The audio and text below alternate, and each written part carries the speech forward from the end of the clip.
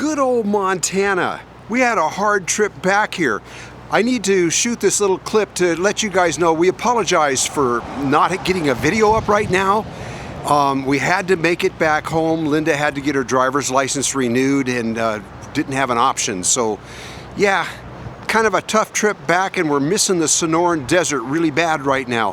However, I do have several more videos coming out from the Sonoran Desert, maybe 2, maybe 3 more videos, maybe 4, I don't know, but I have to check my clips and see what I've got.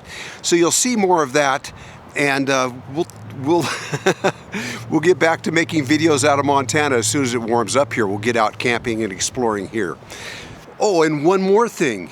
We bought some property down in southern Arizona, so we're going to be featuring that in future videos also.